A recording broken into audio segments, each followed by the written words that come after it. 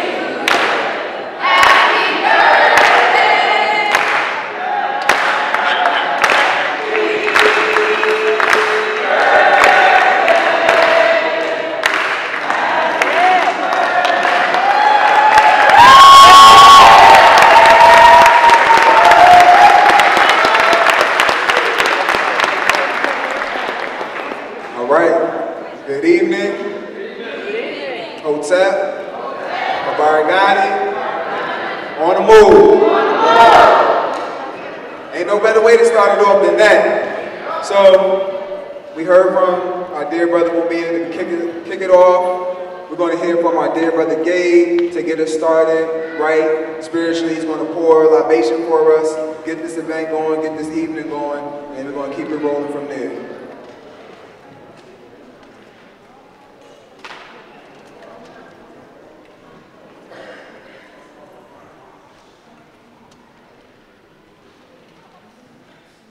Peace, everybody. If you could just all take a quick moment of silence, just to start breathing. You know, if you want to close your eyes, you can too. Just to kind of get your mind right. For this evening, thinking about Mumia Abu-Jamal and all those who have come before us and who are yet to come. All those who have come to the barrel of the beast, the belly of the beast. Just to kind of get our mindset on them right now.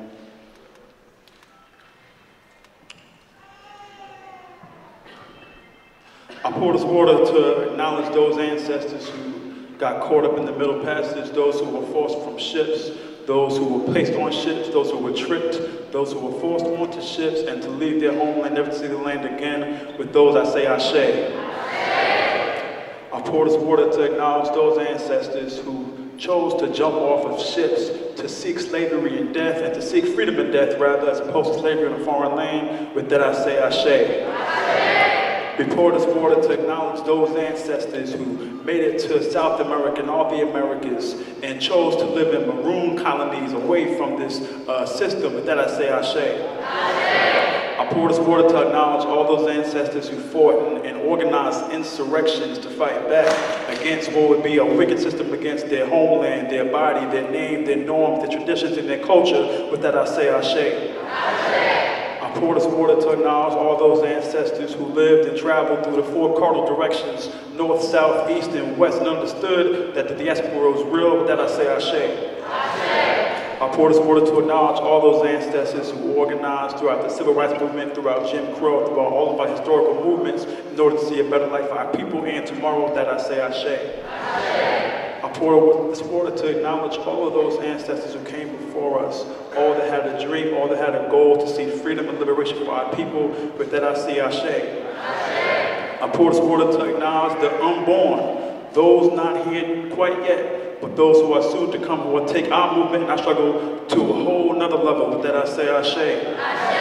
At this point in time, if you want to please bring out any name or leader in our history, collective history, or your own personal family, please feel free to do it at this point in time. And we'll say Ashe after each name. Ashe. Ashe. Ashe. Ashe. Ashe. Ashe. Ashe. Keep them coming. Ashe. Ashe. Ashe. Ashe. Ashe. Ashe. Ashe. Ashe. Ashe. Ashe. Ashe. Ashe. Ashe. Ashe. Ashe. Ashe. Ashe. Ashe. Ashe. Ashe. Ashe. Ashe. Ashe. Ashe. And with that, we're going to begin to close out our libation. We're going to say Ashe 3 times, saying Ashe, Ashe, and Ashe. Thank you very much, family, as we can hear.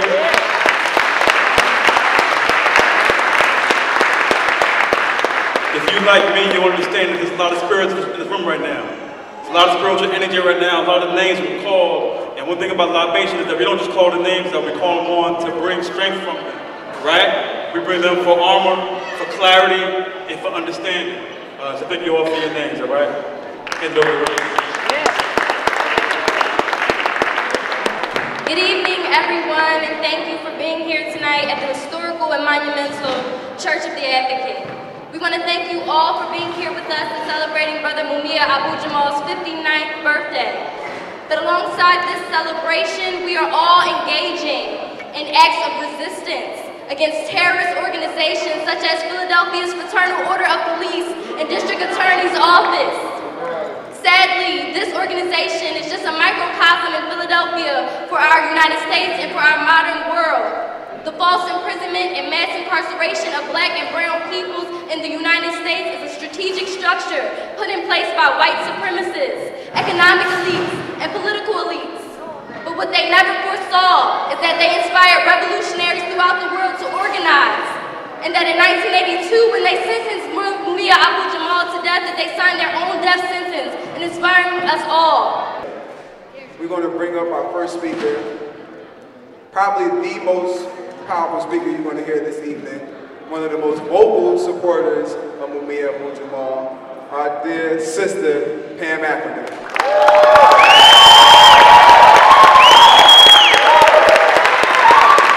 On the move, family! On the move, family! We have another message from Mumia that was played over the internet. And look, I'm not too cool with all those words and the computer, so I guess I'm saying the right thing.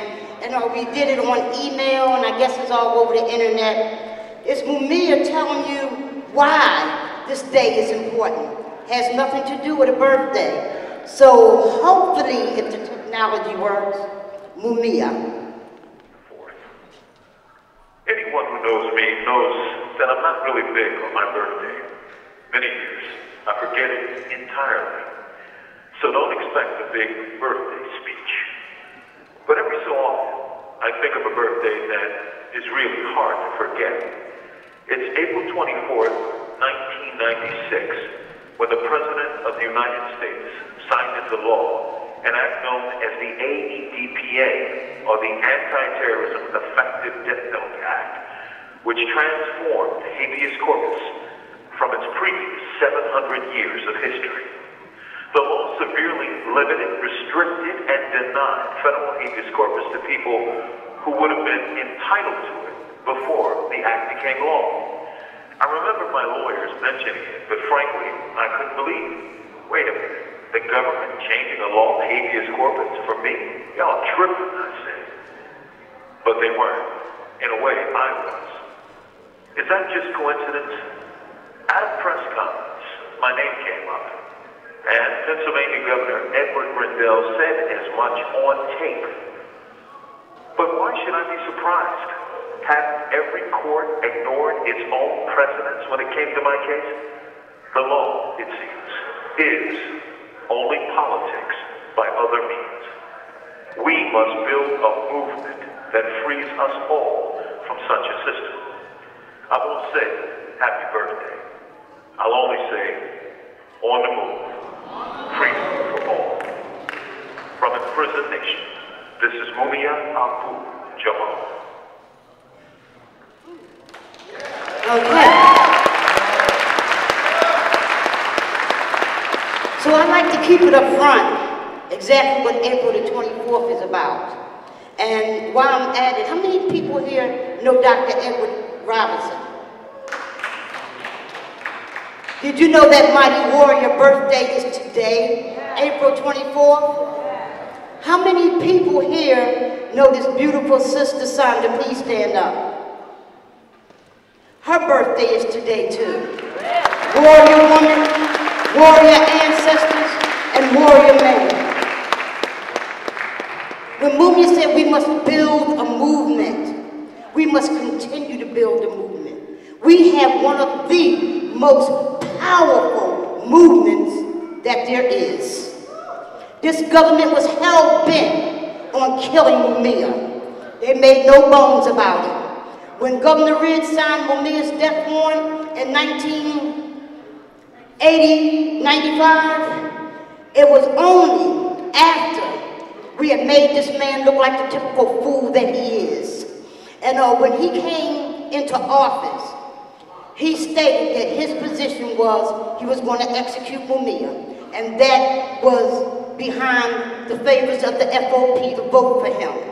When he came into office, as he had his hands in the air, making his acceptance speech, there was a sound that was coming around, and it said, they say death row, we say hell no. They say death row, we say hell no. They say death row, we say hell no! And what was happening at that particular time, as the media had their eye on a man with his hands, a fool with his hands up in the air, getting sworn in to be one of the mightiest son of a guns that ever walked the face of the earth, and who with a job to do, execute Mumia. This was a Vietnam war whore at that, and are responsible for the murders of a lot of people in Vietnam. They take him and set him in position to knock Mumia.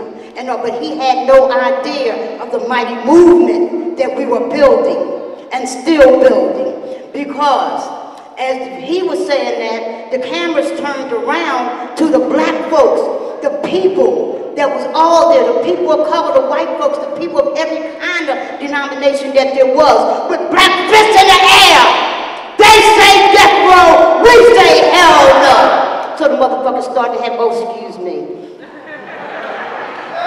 So the people started to have these microphonic seizures and are stating that, oh yeah, and because we whipped them again.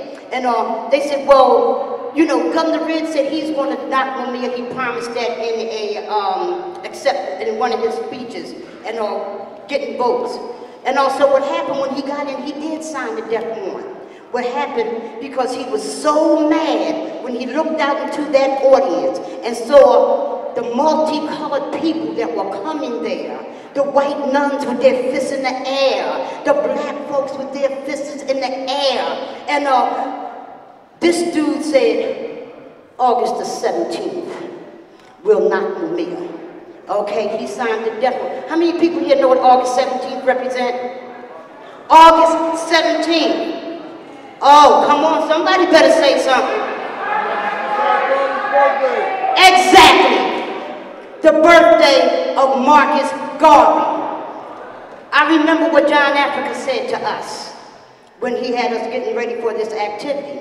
He said there is nothing that these people can do that can hurt Mumia. Anytime they come up, we have something to take them down. So when he signed that death warrant, he rose up a whole lot of nationalists. There was some nationalists that was involved, but this struck a chord, and nationalists from around the world came here to a demonstration. And 10,000 strong, August the 12th, that was organized by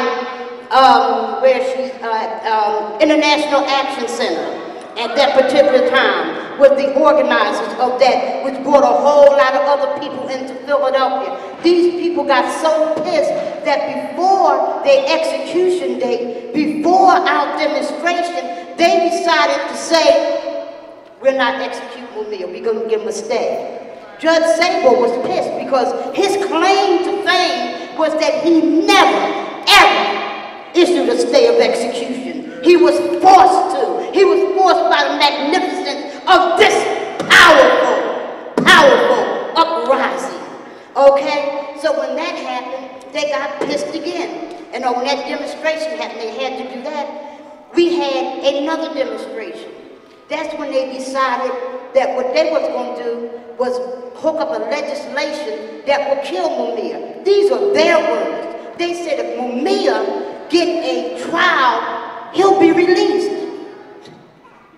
These are the people who have railroaded him all this time. The eyes of the world is on it. So they did introduce a legislation. That legislation came in under the anti-terrorism bill. They snuck it in there because they couldn't do it any other kind of way. We seen the anti-terrorism bill, but we was not aware of they had snuck this effective death penalty act in. But when we did, we formulated what was known as Millions for Mumia, and we continued to fight and fight and fight. They decided that they would bring in every facet of the news media that there is. They brought in the governors, they brought in the presidents, because on the day that was signed into effect, there was old, blind, wannabe black Clinton.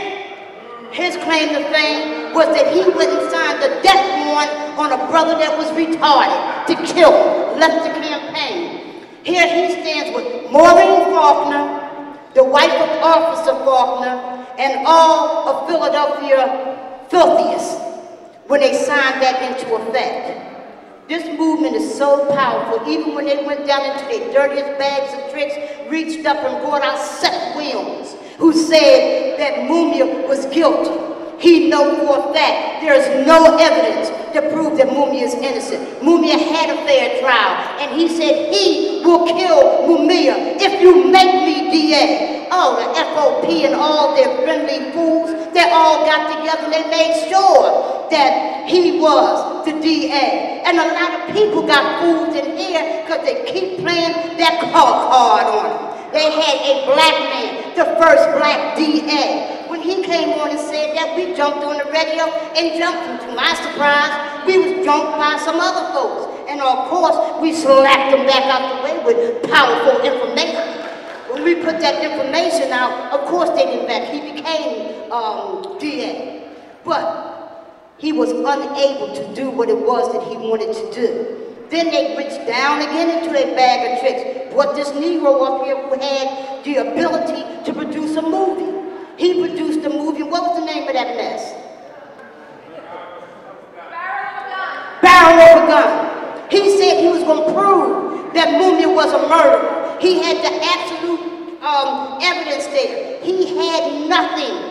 And so sure of themselves, the fools, that they can stand beside truth and lie. We hooked up a program we call it The Great Debate, and you'll have it on these tables back here. Sister Johanna Fernandez, who did a film called Justice on Trial, against his film. The district attorney against Michael Cord, all in the Constitutional Center. Again, they was made to look like fools. When you had the power of truth on your hand, long live John Africa, you don't have to back. You are here. And I'm saying the proof is, where is Mumia? Where is Mumia with all that they came with? Mumia is alive. Mumia is not on out for death row because these people all of a sudden decided, oh yeah, and we'll deal with this constitutional violation here, and then we'll let him have life in prison. He's there because they couldn't kill him because of fear. You better understand that. The fear wasn't a gun. It wasn't a bomb. Yes, it was. It was the bomb of truth, and it still exploded. All over. To this day, when December 9th, when they let Mumia into general population, well, said they was, when they took Mumia to the other prison, they said that people feared that Mumia would be in that prison on what's the name of that we bring attention to? Solitary confinement. We exposed solitary confinement. Got Mumia out in what, 3 weeks? 3 weeks? Unheard of. Unheard That's the power of this movement. You're not going to hear this on ABC, CBS, CNN. They will never tell us what winners we are. That's our job, to go out and to educate, agitate, bring it on home. One thing that we had going for us is the love that people had for this movement. Johanna Fernandez was a teacher in Pittsburgh when she found out about Mumia and made a film. Steve, Victoria, and Noel Hanrahan, and from other parts. Noel from California, Victoria from LA and Newark, and did a film right now that is raising shockwaves around the world. We have people in here who did poetry, who made documentaries, people who hit the streets, people who went to school, youth today. I'm telling you, I passed the baton. That's why you see the youth here today. What we must do is continue to agitate, agitate. We have some of the baddest rappers that there is on the front line with revolutionary rap. Afro-American, Peruvian, Immortal technique. We had Dead Press. We had so many people tell me, you name it, this movement is full of it. Minister Louis Farrakhan told me that we can do an article in the paper as we need, and we need it now. And I know that he's keeping his word. And we are getting ready to launch this campaign for Mumia's 60th birthday. We want to shut this country down. Millions for Mumia in Philadelphia. That's what we're doing here tonight. We're raising an army of resistors to go up against this system, one person at a time, brick by brick, wall by wall. We're going to free Mumia Abu-Jamal. My time is up. On the move.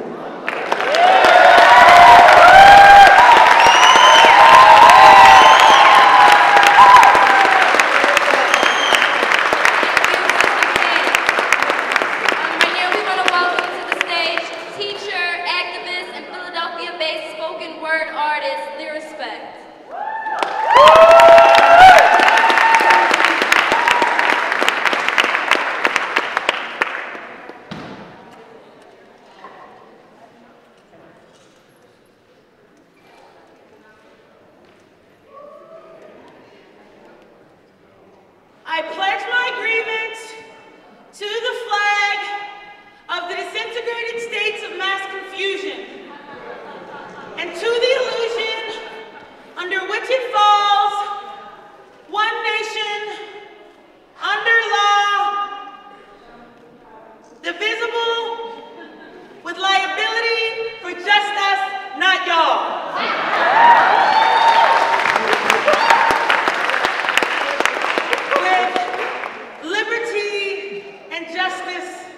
For y'all, with liberty and justice for all who fall under the right tax bracket. Favorite phrase of the morally depraved is you can't have it, yet you still plant savage thoughts in the minds of our youth. Dr. Miller's words of truth is not the American dream, it's the American scheme, and the scheme is to keep you dreaming.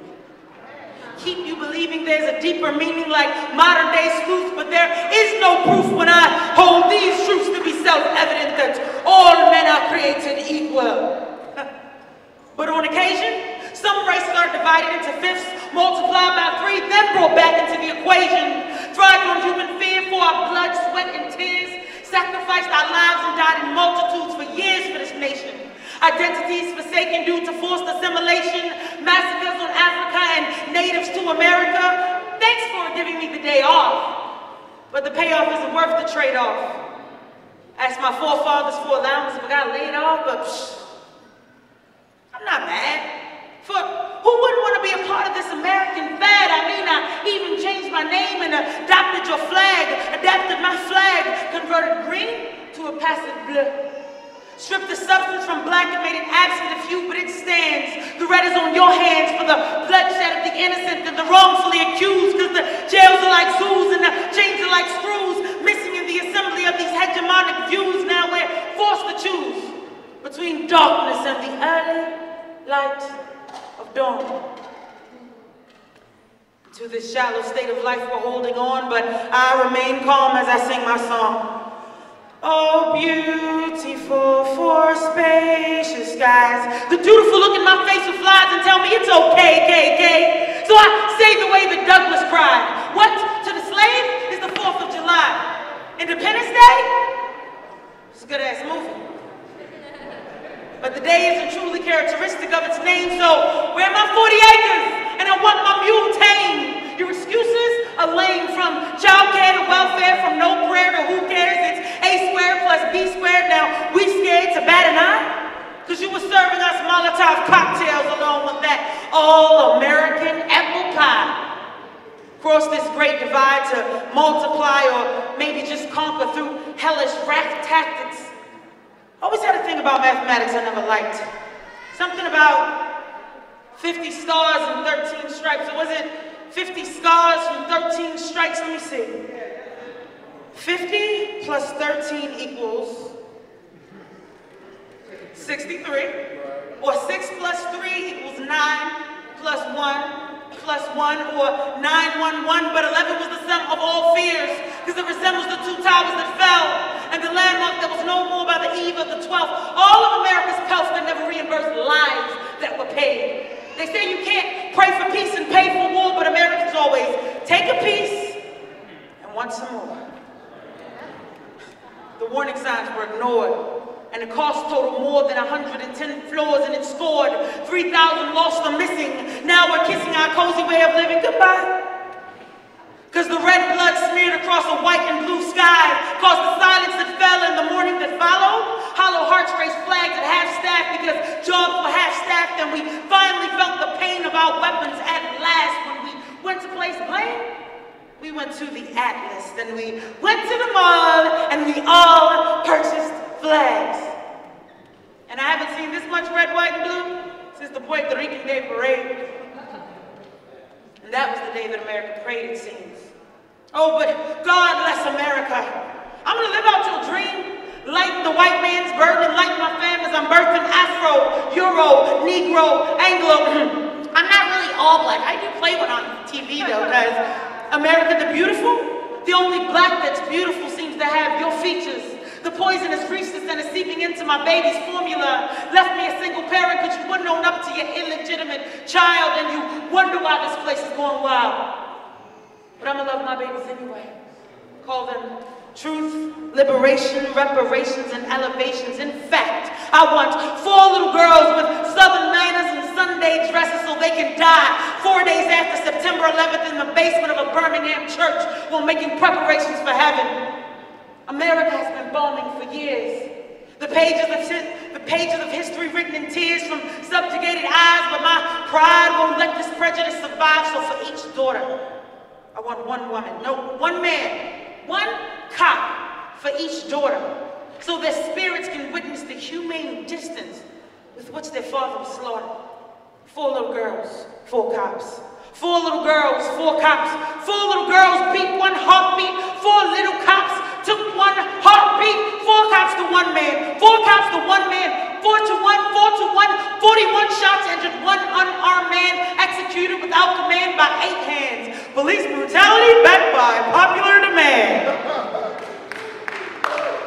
How do you figure a dead black man?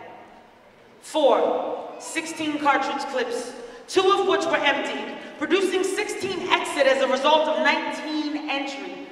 And 1 more families have discovered that daddy's not coming home.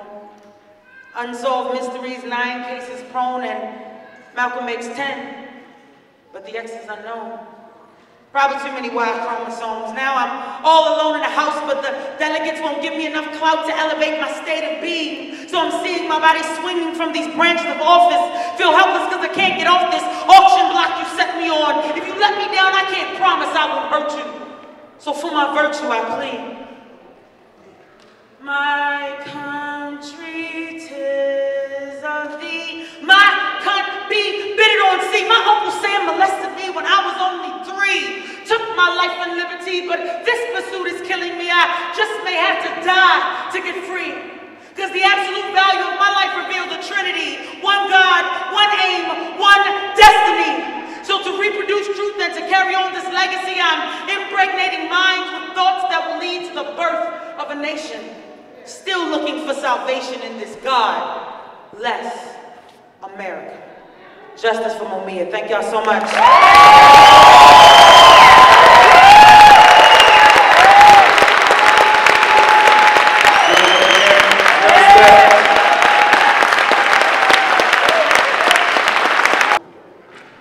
Dr. Suzanne Ross of the Free Mumia Coalition and international spokesperson of International Concerned Friends and Family of Mumia Abu-Jamal.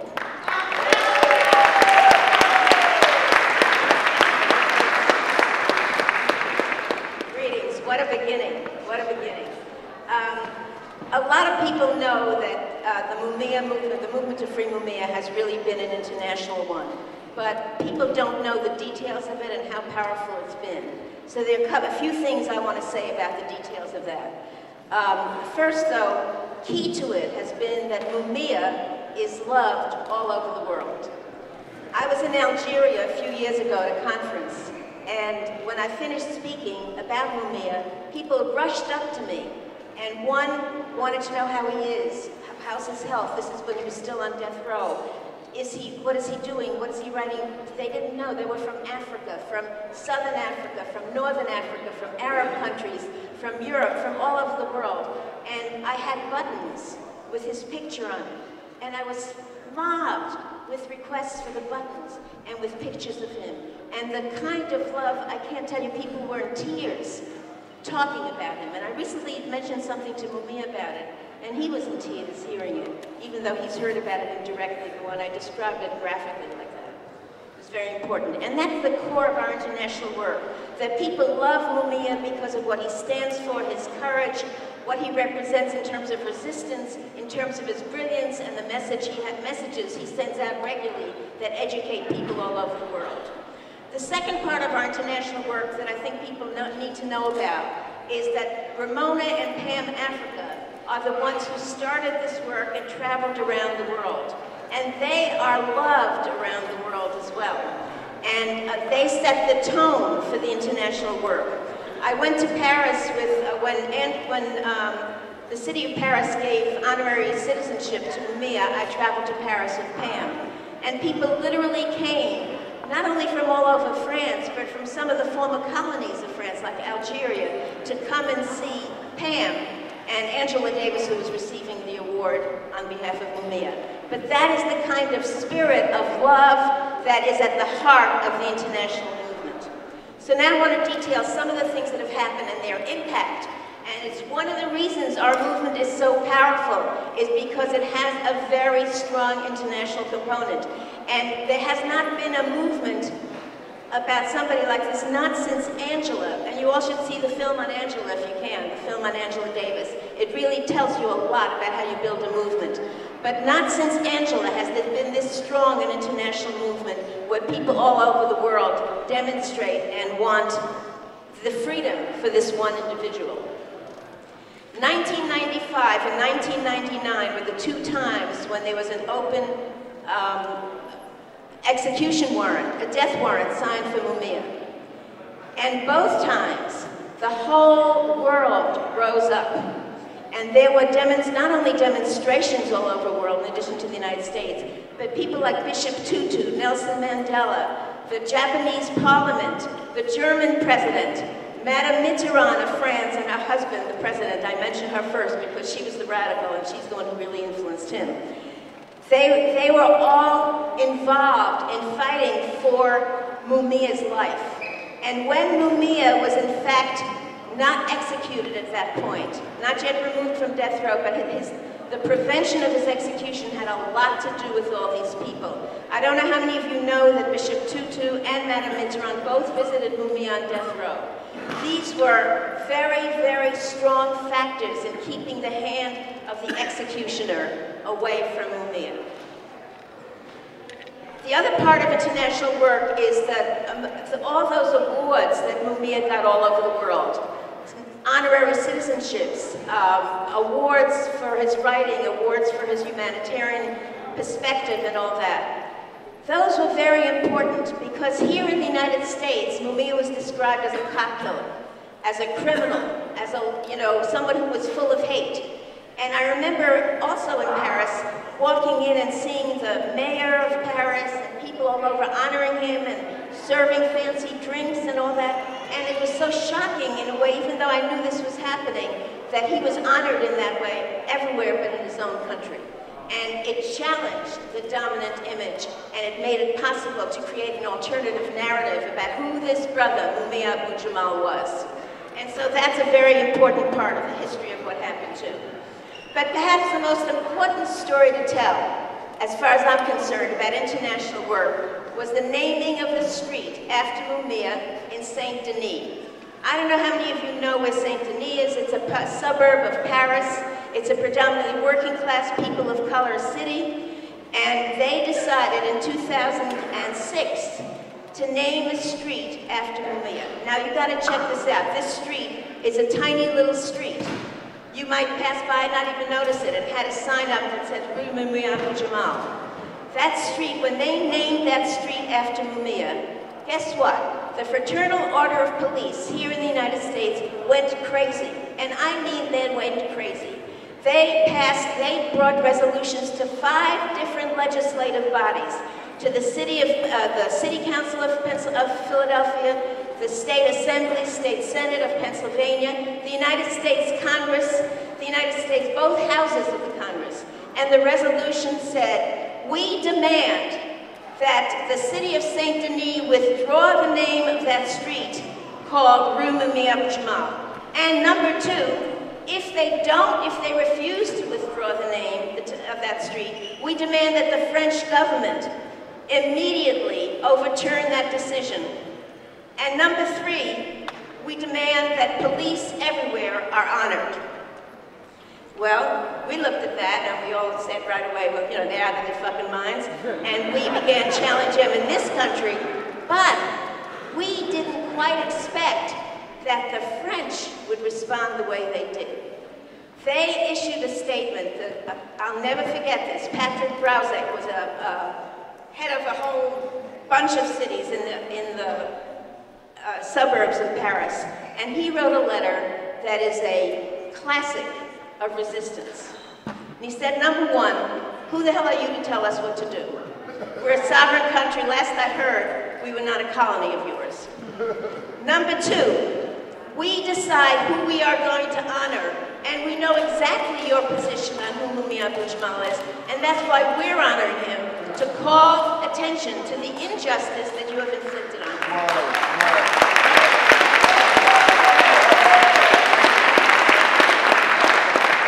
And so while we were demonstrating at the Fraternal Order of Police right here in New York, I don't know if Basim is here, there were 4 sisters. We went to hold a press conference, and they were having Fry Mumia signs all over the place at the Fraternal. While we were doing that in France, they were taking the position we did, and we were working so closely together. And you know what? Nothing ever happened to that street. That street sign is still up there. We came back a year later to celebrate. In fact, in Saint Denis, we came back 5 years later to celebrate, and that street name stands, Rue Mumia Abu-Jamal, and I'd love to call that street the little street that could.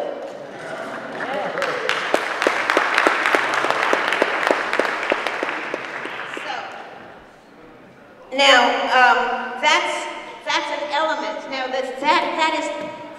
the importance of that is not only that the importance of that is that not only did it call attention to Mumia's case in a very positive way, but that we fought the repressive, fascistic apparatus of this country, and we fought it internationally as comrades. And that ability to fight internationally is so powerful. It's something that really, you could feel it during all those months, and to this day, I'm always awed by that experience because it was so inspiring. And that's what internationalism is about, that we fight the same enemy with a common understanding. It's not I'm doing this for you and you're doing this for me and I'm doing you a favor. We're in this together, and that's the kind of movement we have. I want to talk briefly about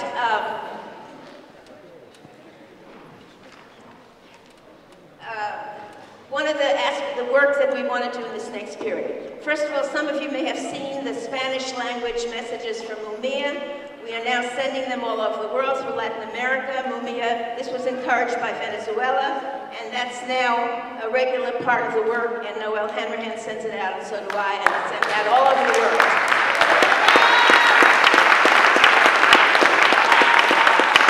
And that reaches millions more people who do not speak English. Remember, English is not the only language on this planet.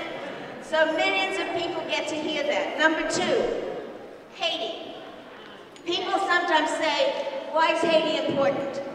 Well, I'm sure most people in this room know why Haiti is important historically and politically, and its history of courage and resistance, and the example it's shown to the world despite the ravages that France and the United States have imposed on Haiti. In the middle of everything they have had to deal with, Haiti, in the year 2000, got 100,000 signatures to support Mumia Abu-Jamal. In 2000, we were having a pushing for a civil rights campaign. 4 years ago, in 2008, a leader of the workers' movement in Haiti showed up in Washington, came to Washington to support us, to support Mumia in a struggle for a civil rights campaign. Sister Coley here, Sister Coley arranged that, and she's done a lot of that work. I want to acknowledge her contribution. And when he came to the press conference in Washington, he did not speak about Haiti. He spoke about Mumia and its solidarity with Mumia. And so we are going to Haiti at the end of this month with a message from Mumia in Creole, thanking the Haitians for their solidarity and also supporting them in their struggle to get the United Nations troops, minister troops, the occupation troops out of Haiti.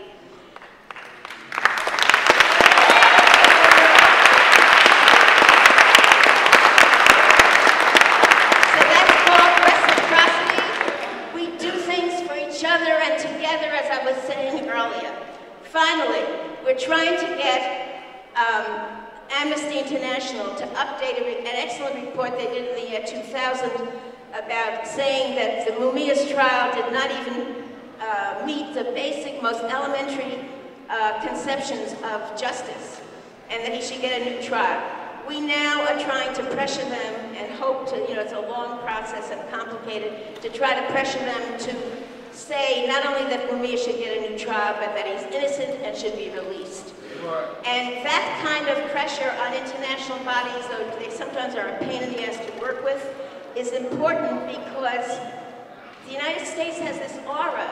They invade country after country under the false premises of trying to bring human rights, right, to those countries. And we try to call them on it and embarrass them and say, well, how dare you talk about human rights in Venezuela? Where the hell do you come off talking about human rights anywhere in the world with what you do, with still having the death penalty, with still having no justice for most black people, and nothing that resembles a fair judicial process? So that's just the tip of the iceberg on the international work. We invite you to join it because it's really exciting and inspiring work. Thank you very much. Free Mumia. Free all political prisoners.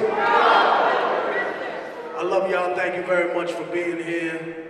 The acoustics are terrible in the room, so I can't just bring a whole bunch of stuff, have people acrobats and shit, so I gotta have a much more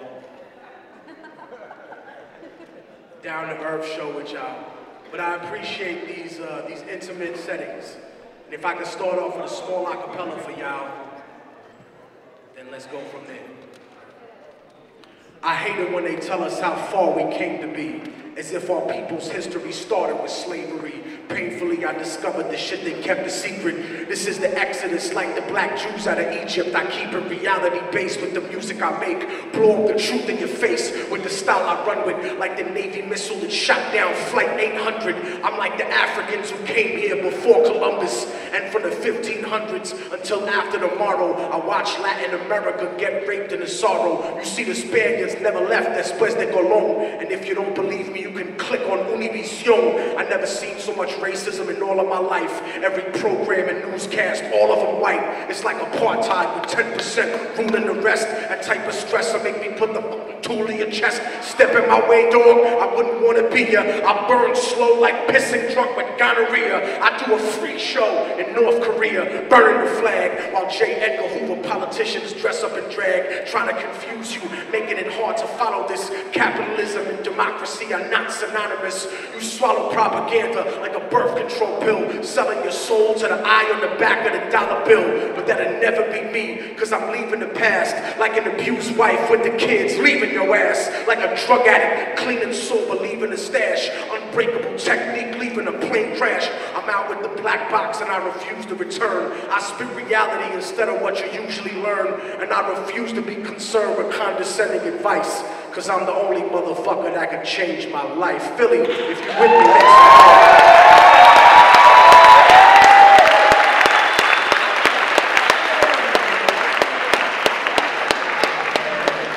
introduce you to my brother CF in the building, represent Jersey. It's good. Philly, what's up? Yeah. Guess we gon' do a little something over a beat. Cut it off. Yeah. The point of guerrilla war is not to succeed. It's always been just to make the enemies bleed, depriving the soldiers of the peace of mind that they need. Bullets are hard to telegraph when they bob and they weave. The only way a guerrilla war can ever be over is when the occupation can't afford more soldiers, till they have to draft the last of you into the service, and you refuse because you don't see the purpose. Only way to counter the insurgents that are well equipped is to paint the people fighting for freedom as terrorists. Then find a faction looking for foreign investment, install them in power and murder any objections. You can't stop a revolution from breathing, so to beat them, offer people the illusion of freedom. But when they done dreaming and wake up tortured for treason, you can see them hiding behind the God they believe in. Deep in the trenches, in the heart of the war, that's the place a martyr is born. Motherfucker is on. Surrender the night before the start of the dawn. That's the place a martyr is born. Motherfucker is on. Gunshots are raining in the heart of the storm. That's the place a martyr is born. Motherfucker is on. Guerrilla war when the army is gone. That's the place a martyr is born. Motherfucker is on. Please make some noise. Free Mumia. This next one was produced by the late great Jay Dilla. Check it out. It's your man. It is to commemorate the people that are not here with us physically, but they will always be here with us spiritually. No matter if it's your grandmother, your moms, your father, one of your OGs. The song goes out to them. Rest in peace. Turn the mic up a little something. Rest in peace. You ain't paying respect. Yeah.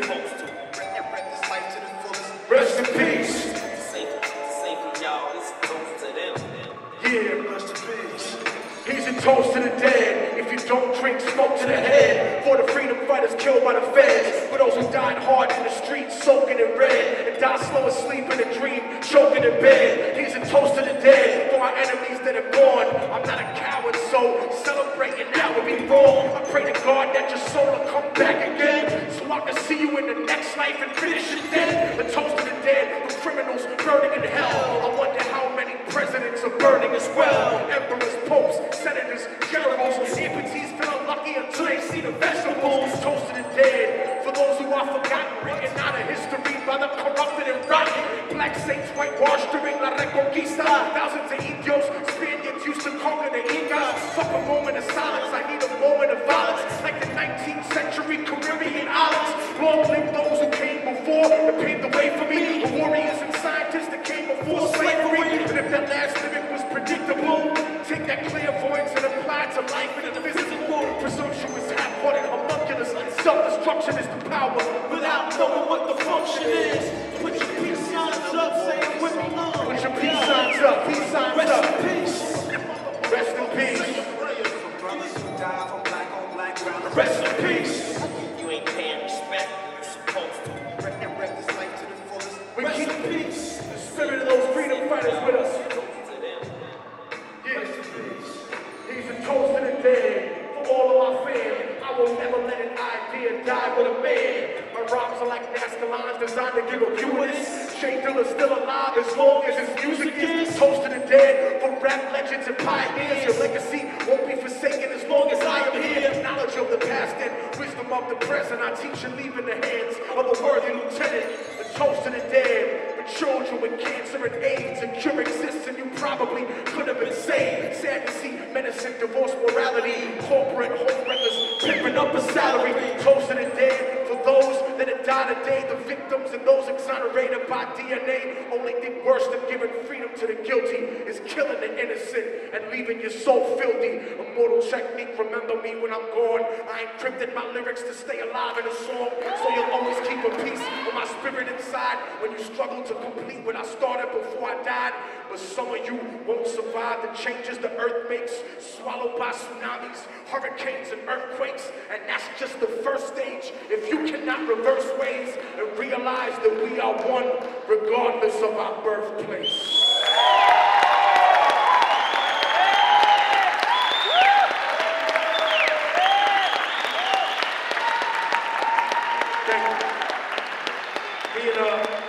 Me and my brother here, we represent a crew called the Rebel Arms, and we actually do hip-hop. Y'all remember that, right? When actually someone got on a microphone and rhymed about what the fuck was going on in the world, as opposed to aggrandizing money that they don't have, talking about women that they don't have, and objectifying their own people to try to sell out to make money. That's not what we do. We talk about what goes on in the world of reality. My brother CF, I want you to drop some bars for him. I'm gonna spit an acapella, and we're gonna keep it short and sweet and let the program move on. Drop something. I just want to say I'm really proud to be here with my brother Immortal Technique in Philly, repping for Mumia, 59 years. Yo, I'm not a beaner, jalapeno, or a poppy either. Don't call me Mita, don't call my woman Mamacita. Call me Zapatista, Pancho Villa, Nalasica, Aztec warrior, killer, not no taco eater. I get my lessons from Jay, forget your college teacher. Oh yeah, Tucson, he led the way, he was our leader. I'm always sober, never clouded by the sour diesel. Seen some black people enslaved Tainos like Juan Garrido. They say Islam is evil, so is Santa Maria. I channel the spirits of Callus from Andalusia. So what's a mosque by ground zero to Catholic churches on top of mine, ruins and murals of our folk heroes. They used the Spanish Inquisition to rid the social ills. Now we cancer and remission. Killer, you know the deal. Now we back stronger, can't kill us cause we driven. Black Panther, Stanley Tukey Williams, free living. Yo, don't call me nigga, don't call me pushy, don't call me cool. Don't call my women cunning, don't call me a black baboon. Call me Congo, call me Wolof, call me Cameroon. Call me King of the Yoruba, call me a Maroon. Call me Sarah Warrior, Hugo Chavez platoon. Call it African music, don't call it Latin tunes. Call it crazy when the Cherokees get slaves too. The red man put the black man in chains too. They try to change you. Your voodoo ritual, the powerful drums, they dumb it down to Negro spirituals. They hysterical, they scared of the sound. So they put skyscrapers on your barriograms, but we tearing it down. All out slave rebellion since we escaped. They want to kill you for trying to aid a felon. They try to weaken us like Samson with the lady villain. But I'm a Simon Boulevard, there ain't no way to kill him. Don't call me Haji Camel Jockey or a towel head. Don't call my wife Khadija Diva, joke about her dress. Don't say I get that Arab money or that Saudi bread. I'm not a terrorist, ain't down with no Wahhabi set. Don't call me Al-Qaeda, suicide bomber, powder keg about to blow and put my whole family on house arrest. Call me Malcolm X, I gave you algebra, the alphabets. I gave the Spanish words alcohol and Alvarez. I gave positions for the sick when it was archaic. The crescent moon, the star David through the dark ages. And we partaked in the slave trade the same way the Europeans did. So who I kid trying to save grace? But God forgives because we all from the same race, all from the same place, all of the same faith. And I ain't talking about one religion, I'm talking about one people. See the light in my tunnel vision. See that?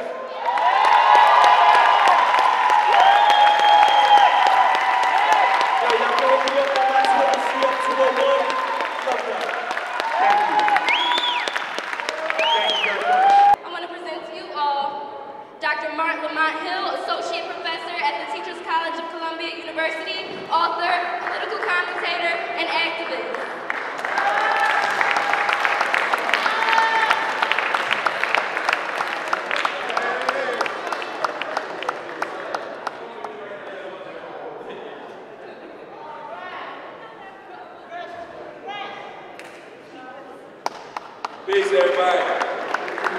Free the land.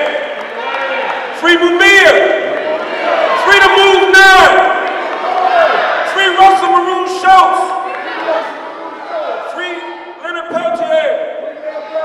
Free all political prisoners. Free them all. Say free them all. Free them all. We are here to celebrate in honor of the birthday of our dear brother Mumia Abu-Jamal, his 59th birthday. We can give Mumia some love.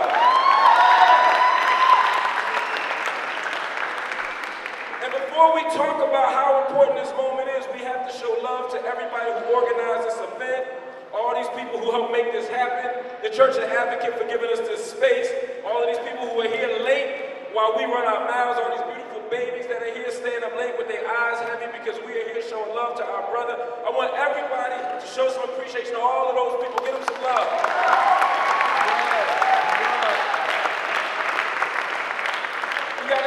We also got to give some love to Pam Africa. You cannot have anything in Philadelphia that has to do with justice or freedom without talking about Pam Africa. Pam Africa, this is serious. There's a whole lot of brothers doing organizing, but it's a sister right here that is a modern day Harriet Tubman. A rebellious slave. Somebody who made a decision to lead us to freedom even when we don't want to. You see, Harriet Tubman wasn't always polite. Harriet Tubman wasn't always kind. Harriet Tubman sometimes sound like Pam sound when she call you at 6 in the morning with her request. And it ain't really a request because you know you're going to do it anyway. But like Harriet Tubman, Pam Africa, and Mumia is the first person to say this. If you talk to Mumia for more than 2 minutes, 2 names will come out of his mouth. Both of them sisters, Angela Davis and Pam Africa. Right, yes sir. He understood the value of these sisters. He understood the value of what he understands the value of what it means to have powerful black women leading us to freedom because we are still on the plantation. 2013, we have a Negro president in DC and we're still on the plantation. We have a Negro DA, a black mayor, and we still on a plantation. And in the midst of this plantation, there's a whole lot of Negroes that are happy to stay on the plantation, who don't want to leave, and that's why you need a modern day Harriet Tubman to say it's time to go. To convince them that this can get better. To convince them that we're not done walking. To convince them that freedom can continue to come. And sometimes when the talking don't work, and the cajoling don't work, because Negroes get scared, some Negroes get to the woods, and they ready to be free, and they look back and they get nervous. That's when you need a Pam Africa. That's when you need a Harriet Tubman to convince them to keep moving. And when they wouldn't keep moving, she'd get that shotgun. Sometimes when she had them 6'5" Negroes, big as hell and scared as hell. Scared of what white people would do. Scared of what the slave master would do. In this day, scared of what the police will say and do. Scared of what our employers will say and do. Scared of what the power brokers will say and do. But Pam Africa said, no, Negro, you got to keep walking. And if you don't want to keep walking, she hit you in the butt of the head with that shotgun. She will literally drag us to freedom. You wake up north, where am I, nigga? You're free. That's what Pam Africa is about, and that's what this movement is about. Convincing ourselves that we can move forward. That we can continue to move to a new level of freedom. In 2011, we celebrated a level of freedom for Mumia Abu-Jamal when we moved him off the death row. That was 30 years of struggle and sacrifice and commitment for all of us. Everybody in this community, this was a people's struggle. When we struggled and got Mumia off of death row, it was a major victory. But what people like Pam teach us, what people like Mumia teach us, is that a life in prison is a death sentence. Life in prison is a death sentence. There is nothing life-affirming, life-providing, life-giving about prison. Mumia has not survived because of prison. He has survived in spite of prison. He has survived in spite of the odds. He has survived despite the attempts of the state to kill him. The state has done nothing but try to murder Mumia for the last 32 years. And he has survived because of our struggle and because of our work. And so I'm not going to keep that long. I know it's late, but I just want to say a couple quick things about Mumia because it's his 59th birthday. And I don't want us to ever forget who this man It's easy because we see him all the time when he's writing he writes more than all of us. He's written over 2,500 essays, he's written 7 books. It's easy to forget just how powerful and special an individual this is. And so I just want to talk to you about Mumia in like 3 different ways, and I'm going to leave you all alone. The first thing we got to think about when we talk about Mumia is to think about him as a prison intellectual. Mumia is not just a journalist. Mumia is not just a writer. Mumia is not just a talker. Mumia is a prison intellectual. Right. Mumia for the last 32 years has helped us understand what it means to be human. At a place where he's been dehumanized, ironically, he has taught us what it means to be human. His 7 books have taught us what it means to be human. When he wrote Live from Death Row, he exposed to us what death row means. He exposed to us what it means to have a nation state which has no moral authority to kill anybody, yet is committed to killing its own citizens. When you read Live from Death Row, I want y'all to read, anybody here, read Mumia's book, read all of them, not the one I wrote, you read the other 6. Read Live from Death Row, he teaches us what it means to be human. Mumia's legacy as an intellectual out of the tradition of George Jackson, out of the tradition of Angela Davis, out of the tradition of Assata Shakur, out of the tradition of African people held in captivity, is to teach us what it means to be human. So read Mumia's work and understand what Live from Death Row is about, and understand at this moment, the work we have to do, the Brother Drew just gave us a call to action. The first call to action we have to have is to end death row in every state in this nation. Every single one. Right. You go to Germany and ask somebody in Germany about the death penalty, you know what they say? They say we can't have the death penalty in Germany. After what we've done, after who we've been, after all of the countless bodies we've executed unjustly here in Germany, we don't have the moral authority to execute our own citizens. Well, if they say that in Germany, what the hell are they going to say here in America? Okay. 2.5 million people incarcerated, millions of black people murdered in the African Holocaust, thousands and hundreds of thousands lynched. What moral authority do we have? Mumia speaks to that and says, America, you have no right to kill anybody. Right. You read Mumia's 2nd book. He wrote it a year later. Wrote one in 96, another one in 97. Some of us professors don't get to write this much. All things censored. Mumia teaches us what it means to speak out even when it's uncomfortable.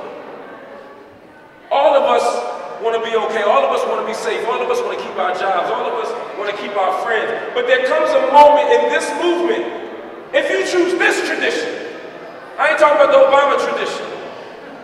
I ain't talking about the Democratic Party tradition.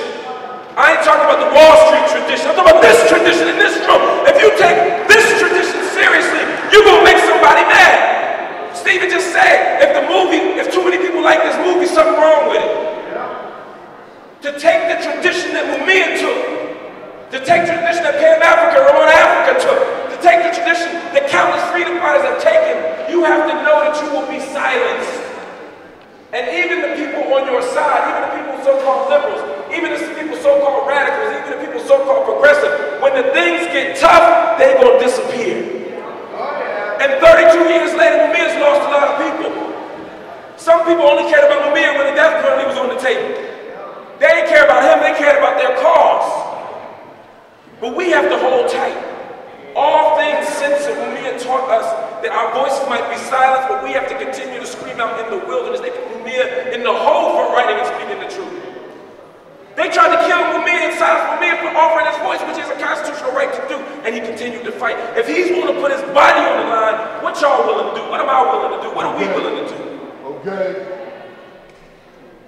Mumia wrote so many wonderful books, but one of the things that he talked to us about in Faith of Our Fathers was the importance of holding on to a kind of revolutionary hope, a kind of revolutionary sense of purpose, a kind of revolutionary sense of love. Revolutionary hope isn't just the belief that everything's gonna be all right. That's naive, that's Obama hope. We hope for change, we change for hope. What Mumia wanted us to understand in Faith of Our Fathers was that we as human beings have to commit ourselves not to a religion, not to a church, a synagogue, a mosque, but to a tradition of love and commitment, a belief in justice that transcends all of this. And that if we hold on to that in a sense of revolutionary purpose and hope, we can move our agenda forward. That means that even when things don't look good, even when things don't look right, even when it looks like we are going to lose, we have to continue to fight and struggle against the odds. See, if you're going to be a revolutionary, you are always fighting against the odds. There was no evidence that slavery was going to end. Slave masters don't retire. At some point, slaves got tired and fought back. There was no evidence that access to jobs, access to freedom, access to democracy was just going to happen. America don't give you nothing, you got to take it. There was no evidence that Mumia would be off that road. Every effort made by Edwin Dell, every effort made by Wilson No Good, every effort made by Seth Williams, every effort made by Michael Nutter was to make sure that he remained on death row and that his death warrant would be signed and that he would be executed. There was no evidence to suggest that we would win. All the appeals were exhausted. All the evidence was supposedly gone. All of our chances were gone. But we continue to struggle. African people, we have always struggled against the odds, and we have always won. The tradition of Mumia is to say that even against these odds, we're going to continue to fight. Whenever I talk to Mumia, this is the crazy thing about Mumia. Whenever you talk to Mumia, he is the most optimistic, kind, loving person you could ever meet. I mean, it would be perfectly reasonable for Mumia to be angry all the time. It would be perfectly reasonable for Mumia to be mad all the time. It would be perfectly reasonable for Mumia to be cynical. But whenever I talk to Mumia, whenever any of us talk to Mumia, the first thing you know is he's always the one who's upbeat. He's always the one who recognizes the possibility and impossibility. He's the one who always sees a way forward even when it appears that there is not. When I remember one time I called him and he asked me how I was doing. I said, I'm feeling kind of sick. I said, how you doing? He said, I just lost in another appeal. The state Supreme Court ignored the evidence and it doesn't look good. They rejected it. I broke into tears. I broke into tears. For so many years, I would always break into tears when Mumia, when I would see pictures of Mumia and they'd have him on a gurney with the old folks called a crocus sack, a winding sheet. And I would be so upset and I'd be worked up and he would call and we would talk. And by the end of the conversation, he'd be cheering me up. He'd be like, it's gonna be all right, don't worry. Everything's gonna be okay. And it's crazy that he's on death row cheering me up. And then after I got off the phone, about a week later, I got a hand-painted get well card from him with an image of Harriet Tubman, ironically, on the back. Even in his most vulnerable state, even at his lowest, even when the odds are against him, Mumia is still struggling for freedom. Mumia still sees our fundamental humanity. Mumia still makes an attempt to love his way through the madness of this world. For me, and this is the last thing I'm going to say, that's a challenge to all of us. As we embrace this community, as we do this work, let us never forget to love each other through this. Let us never forget to see the humanity in each other. Let us never forget of what is possible. This work only happens when we remain together, when we don't fight over who's in charge, when we don't fight over who's running things, when we don't fight over who gets the name at the top, when we don't argue about who gets the keynote, when we don't worry about whether it's a man or woman running things, when we stay key to the fundamental issue, which is freedom and justice, we can win this. Mumia gives us an example. And so the last thing I want to say to y'all is we must organize. We have been here, how long have we been here, man? About 4 hours? We've been about 4 hours? We've been about 4 hours, no right? We've been here since 2 o'clock at this point. Yeah, we've been here all day. What good is it for us to be here all day if we leave here and do nothing? What good is it for us to be here all day if we leave here without organizing? What does it mean if those signatures don't get signed? What does it mean if we're not on the steps of the district attorney demanding a new trial? What does it mean if we're not at the governor's office demanding that he cut this school-to-prison pipeline and he stops investing in school and jails over schools? What does it mean if we don't stop dealing with a state that refuses to protect people from sexual assault in prison? What does it mean for us to not deal with issues of gender in prison? What does it mean for us to not talking about the largest open-air prison in human history in Gaza. If we don't do this work, if we don't organize when we leave here, then all this is in vain. Mumia would not tell us to come here and celebrate. And Mumia don't want no cake. Mumia don't want no celebration. Mumia don't want no songs. Mumia wants us to struggle and work, because that's what our ancestors did. When Nelson Mandela came home from prison after decades of false incarceration, what's the first thing he did? He rejoined the ANC. He went back to work. He didn't take a moment to rest. He didn't take a moment to stop. He didn't take a moment to breathe. That's the work we have to do. We've been given so much more. The requirements from us are so much less. We have no choice but to do the work for us, for our ancestors, and for Mumia. So in the name of Mumia, in the name of love, in the name of our community, please let us commit to organizing, let us commit to resisting, let us commit to struggling, so that the next birthday Mumia celebrates, he celebrates on the other side of the dungeons of SCI Rahman. Free Mumia! Free Mumia! Free Mumia!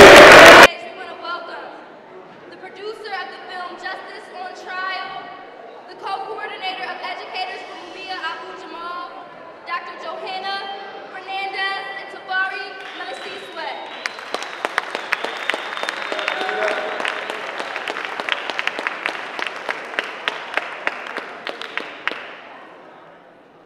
Okay, thanks Immortal for riling them up. Now they're not paying attention to me. First of all, I want to thank the artists who are rarely thanked for their incredible work and the culture of resistance that they offer us, and with which they honor people like Mumia, prisoners, and causes of all kinds. I think it's also important to take a look at what's happening in this room. Over the last number of weeks, part of what has been happening is that a new, younger group of people have been taking on serious leadership in this movement.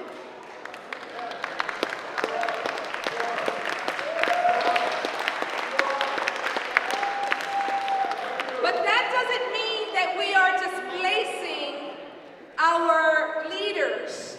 There was an email sent out today about a brilliant idea that Pam Africa had, and someone else got credit for it, and she responded in the email, Pam Africa is the woman of big ideas, I just try to be her little elf. And part of what we've seen happening just in this last week is that we're in the process of putting together a toolkit that can help us reach other people and educate Philadelphia, the nation, the world about Mumia's case, its many injustices, and the ways in which it's connected to the cases of other political prisoners, but also to the issue of mass incarceration. And there's this back and forth going on between the elders who know the details of the case inside out, and the young people who are creating a toolkit that's dynamic, but who don't have all the facts of the case. So what we have going is a phenomenal conversation between our elders and our young people. And ultimately, it's the young people who are going to inherit the earth and who are going to free Mumia and bring him home. So we welcome them in this new period.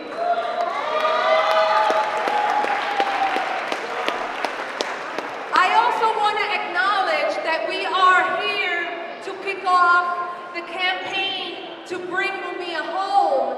And TJ, who's hosting this event, is responsible for designing our logo. The logo that Drew is wearing on this t-shirt, and I just want to acknowledge that so people can see the work that the young people are doing in this movement. In fact, TJ is not all that young, he's a teacher, but this is his creative work, and I just wanted to acknowledge that.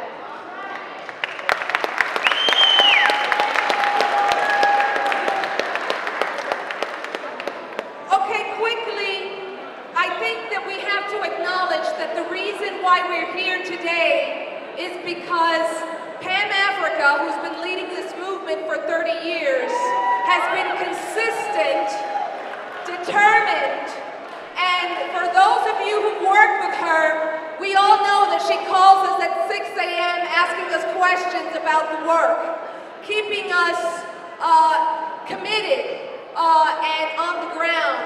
So we are here because a movement, the largest and longest movement in the post-civil rights movement era, is the movement to free Mumia Abu-Jamal, the movement that kept the state from executing him. And we have to thank the veterans of this movement, Pam Africa, Suzanne Ross, Ramona Africa, and so many other people who've done such great work domestically and internationally. Okay, so what is the next stage of this movement? Part of what we're doing tonight is that we are launching a 1 million signatures petition. We are launching a 1 million signatures petition. That petition is now on change.org. I want to give a sense of what's in the petition and who the petition is addressed to and why. We're addressing this petition to the Department of Justice, to Eric Holder's office, and we are calling not for an investigation, but rather for the immediate release of Mumia Abu-Jamal. Now, why are we addressing Eric Holder's office? I think this is a very important question. First of all, we know and understand that only a movement on the ground is going to free Mumia Abu-Jamal. People on top of society have absolutely no interest in bringing about change or giving us justice. However, there's something we must acknowledge about the federal government and the Department of Justice in particular. The office of the Attorney General has been around in American history since the beginning of the Republic. However, that office became a department, the Department of Justice, in the aftermath of the Civil War, with the passage of the 13th, 14th, and 15th Amendment. The 13th Amendment eliminated slavery, and the 14th and 15th Amendment are responsible for our current civil rights legislation. Essentially, the department was charged with protecting the rights of citizens against discrimination at the local level. So the federal government, in the aftermath of the Civil War, took on the responsibility to protect the rights of citizens against discrimination who could not get those rights at the state level. For 30 years, Mumia has not gotten his due, has not seen justice at the state level. Why? Because of the undue influence of the Fraternal Order of Police on the judiciary and the courts. Now, on paper, the Department of Justice... Yo, how about some respect? Come on now, let's begin. You know, any conversation, we together every day. There's information being put out here. This sister deserves the respect that you gave me, the respect you gave Immortal technique. There's not frivolous words being said here. We're building a movement. We're building a movement. So let's have a little bit of discipline. Thank you. On the move. I knew that Immortal technique was going to do this, so I don't like it. Okay, but honestly, we're going to have to explain to people in this next period, how is it that we're addressing the office of Eric Holder, when in fact Eric Holder is responsible for the evisceration and devastation of whole areas of the world, right? So we have to actually be armed with the facts, which is that in the aftermath of the Civil War, The federal government and the Department of Justice was charged with protecting the rights of citizens against discrimination who could not get their rights seen to or addressed at the local level, in places like Pennsylvania and Philadelphia, right? And in the southern states. That still holds true today. However, we know that what's going to pressure Eric Holder to do the right thing and make sure that Mumia's rights are addressed. What's gonna pressure him is a mass movement on the ground, which is why we want to get not 10,000 signatures, not 5,000 signatures, not 100,000 signatures, but 1 million signatures. In order to get 1 million signatures, every person in this room and all of your friends and the people in your community are going to have to do an enormous amount of work. But we're committed. And we're committed because we stand on the right side of history. And we stand on the right side of history because at some point we decided on which side we were on. Right? So we need everyone in this room to commit yourselves to learning the details of the case. And what are they? What are the issues that we're itemizing in this petition? This case is riddled with police corruption. It is, it really is. Over a third of the police officers involved in collecting evidence in Mumia's case went down in an FBI investigation. In a suit, they were actually charged with corruption and tampering with evidence to obtain a conviction. A third of the cops who collected evidence in this case. There is an enormous amount of prosecutorial misconduct in this case. For example, there was a fourth person at the scene of the crime, someone by the name of Kenneth Freeman. We believe that that person killed Officer Faulkner. However, the presence of that fourth person at the scene of the crime was repressed at trial by the prosecution. There was racism on the part of the judiciary. A stenographer was in an anteroom of the courthouse when she heard Albert Sabo, the presiding judge in this case, say, quote, "I'm going to help them fry the nigger." Right. In a city where 44% of its population was African American, only 2 black jurors made it to the final jury. Now, why is that important? Because black people have a different experience with the cops, right? They don't accept what the cops say, hook, line, and sinker. And if you only have 2 black people in a jury, and the majority of them are white, of course they believed everything that the cops said happened at the scene of the crime. But black people who have a direct experience with police brutality know that there's another story. The white people don't have that experience, so they don't know. So these are the kinds of issues that we've itemized in this petition that need to be addressed. And we're asking the Department of Justice again to release Mumia Abu-Jamal. Why? Because he was put on death row for 28 years unconstitutionally. And on that basis alone, we say that Mumia should come home. But beyond that, the courts at the local level in the state of Pennsylvania have refused to grant him relief on any of these issues because the police has such a huge influence on judges who are elected in this town. And the perfect example of how the police influence judges came when Ron Castile was overseeing one of Mumia's appeals, and his defense attorneys argued that he needed to recuse himself because he was getting money for his re-election from the Fraternal Order of Police. And this is something that Lynn Washington talks about brilliantly.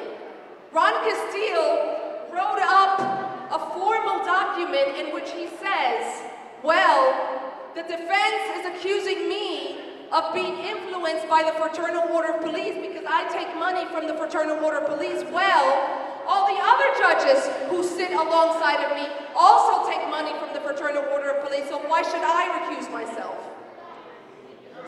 Did you understand that? So Ron Castile, who's essentially the top judge of the Pennsylvania Supreme Court, was accused of being impartial and prejudiced because he takes money from the Fraternal Order of Police, and he's overseeing a case involving the shooting of a white police officer, and he says, I'm not the only one who takes money from the Fraternal Order of Police. Everyone in my court does. So I shouldn't have to. So everyone should recuse themselves, not only me. That's why we're going to the Department of Justice. Because we need to get outside of the black hole of Pennsylvania in order to get justice in this case. And justice for Mumia Abu-Jamal. And justice for Mumia Abu-Jamal is justice for Maroon Shows. Justice for Mumia Abu-Jamal is justice for all the black people and all the Latino people who get beaten up in this city day in and day out.